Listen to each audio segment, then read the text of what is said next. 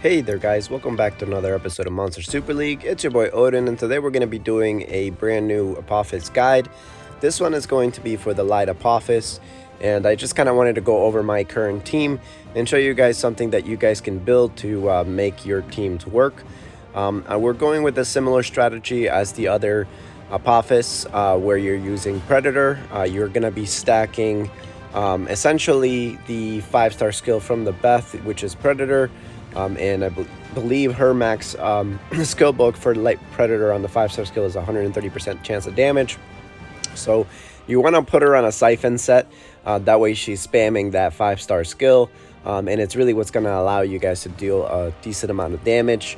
The Light boss does have a lot of similarities between, between the Light Apophis and the Light Titan, in which they both need somebody to basically reduce the crit rate that the buff gives himself. So you're going to want to bring in somebody like the Light Neza that has blind.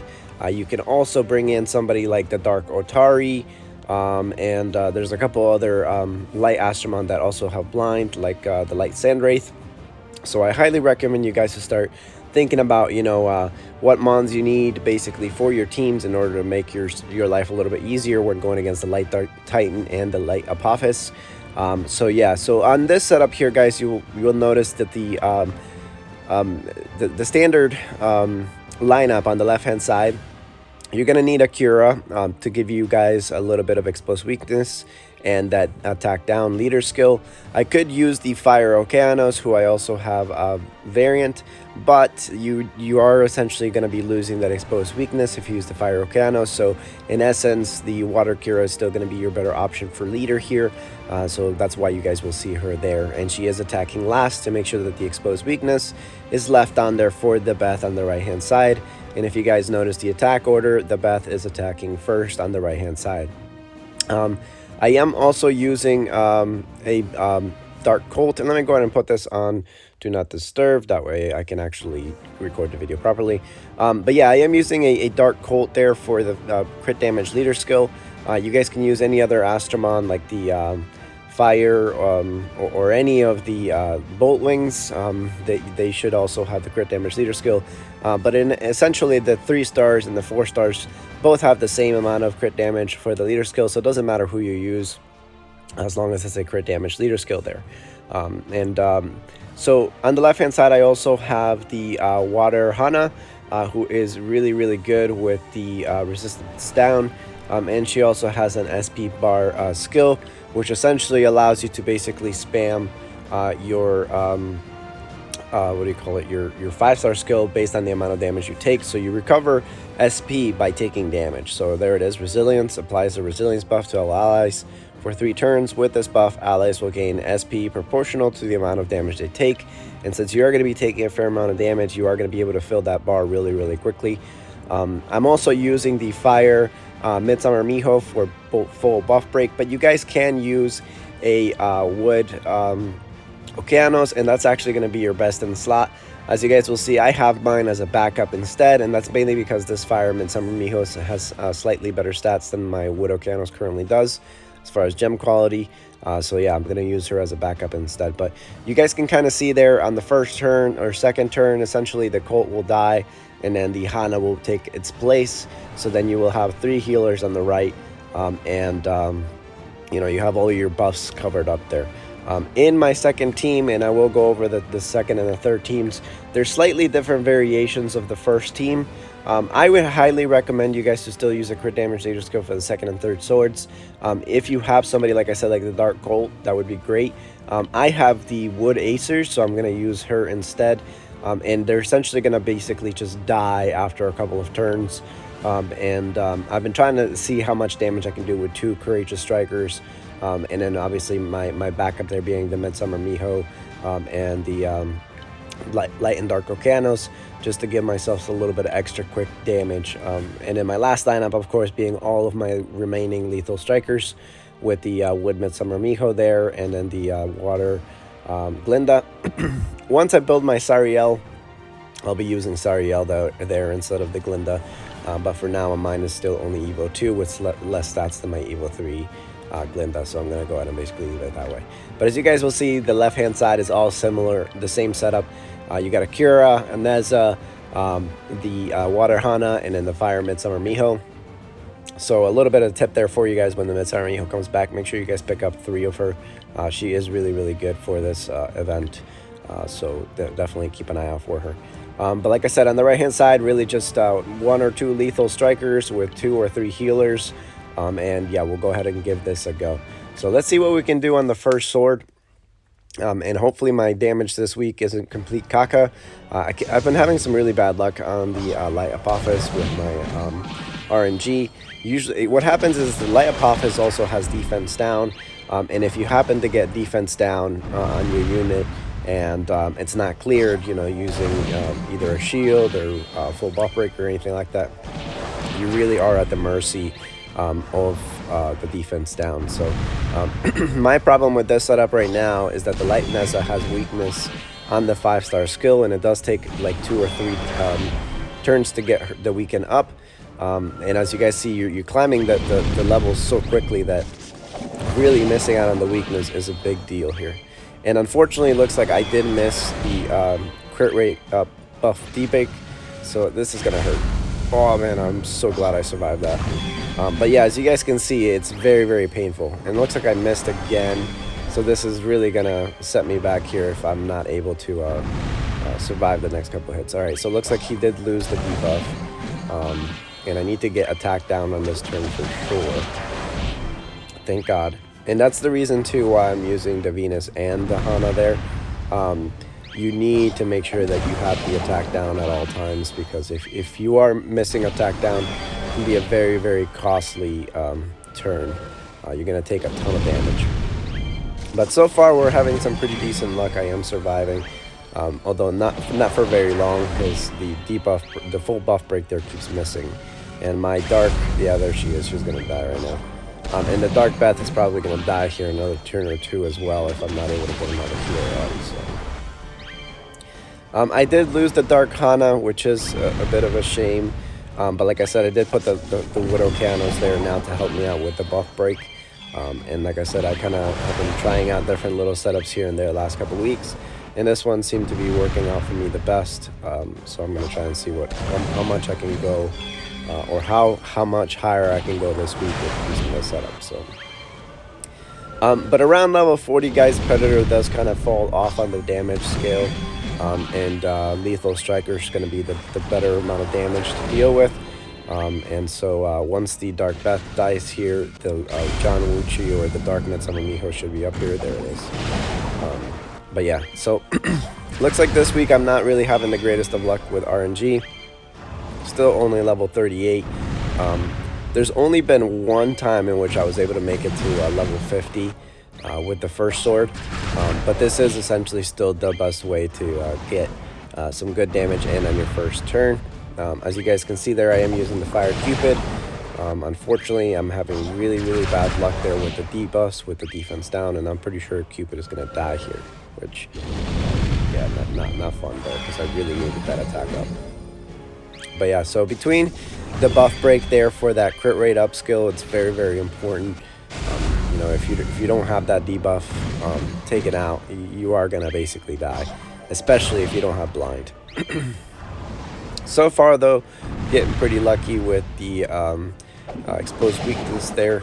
I did take advantage of that quite a few turns, and the Dark Midsummer Miho is putting in a little bit of work. So it looks like we might end up making it to, well, it looks like right here, level 44.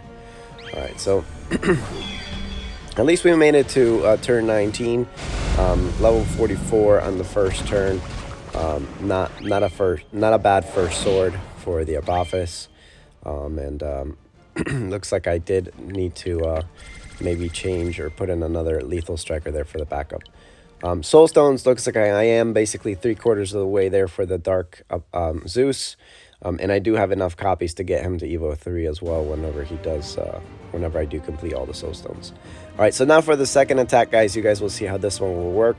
The Fire Wuchi and the Wood Acer should die generally or around the same time, and that will allow the Dark Midsummer Miho and the water or the dark okeanos to drop down to give me a little bit of a boost with the defense or the weakness from that second skill coming down. But as you guys can see, it is a decent team setup. There's definitely going to be some people out there with better teams, so feel free to explore some of the other folks' discords. There's other clans out there like the new that have much better monsters and gem quality than I have for sure. So I highly recommend you guys to check out their damage and see what they're doing for their lineups and their setups. So, but for now, this is what I am using on my teams.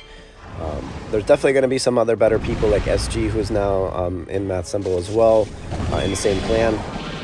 And I'm definitely seeing some huge numbers from him and a couple other people on the clan now as well, who have decent gem quality or better enough to make a really big impact in how much damage they do. So. All right, but looks like we're doing okay so far. And that's actually really lucky. I'm glad that the Wood Acer died first now, because now my Okeanos will begin to give me a little bit of an extra attack up buff with the... oh man, that was actually probably the worst timing that she could die. Now I lost my attack up. But at least we have the attack up and defense up buff from the Dark Okeanos. So, but still, that's going to be a pretty huge boost damage boost reduction, because I'm losing the attack up, which is 50% attack up, which is huge when it comes to Apophis. Any turn that you're not maximizing your damage leads to damage loss. So for me right now, this is kind of an L. But at least we're at level 62, and I'm hoping that I'm able to make it, like I said, to at least I would like to make it to level 70 with this team. I'm not sure if it'll happen. It really all depends on RNG. I already lost my attack up, which is bad, and yeah, it looks like I already lost my other buff as well. So really not being able to fill that SP bar and get my buffs up for my healers has been a problem the last couple of weeks. And I've started to use siphon gems, or not siphon gems, Gem of Maggie, to try to get my healers on the right hand side to get a little bit more of a SP boost. Because really, if I'm not healed every turn, it's a problem. And if I'm using 3 healers and I'm not getting healed every turn, that's a bigger problem. So Gem of Maggie should help out a lot of you guys too out there to build some teams. And if you're curious about Gem of Maggie, you can buy or find it in the Colossus dungeon. Most of you guys should know to do the Colossus at least once a day, every day, Monday through Friday. So, and honestly, the Colossus are not hard at all anymore. Any decent courageous striker can get up there with the damage on the Colossus. So, pretty easy nuking strategies. If you need a guides for the Colossus, feel free to search for it. I do have guides on the Colossus as well. So, all right, so it looks like we made it pretty much to level 70 already, which is pretty good for the second sword. Or 71 at least. That's actually pretty good. Almost 30 levels. So I'll take it. I'll take it for this week for sure. Let me see, 74. All right, cool. I've just been trying to keep track of what soul stones I have, because like I said, I am trying to make sure that I get to the Dark Zeus here eventually. So, all right, this next one here is definitely going to be painful. I'm hoping that I'm able to make it to at least level 90. Looks like my personal record right now is 85, which is not very good. That's why I'm stacking lethal strikers now on the back. But yeah, we'll see how this one here goes. I'm kind of hoping that my luck with the debuff or buff break is better than the other two setups. So really where I feel like I need to improve a lot more on is going to be my first team. I think my gem quality could be a little bit better on the bets, but that's all RNG dependent, and I know for most of you guys, you've been out there farming gems forever, and you're just not getting lucky with your drops, etc. So my recommendation for a lot of you guys is to actually farm B14, which is the wood golem, and you can basically farm your crit damage gems and your what is it?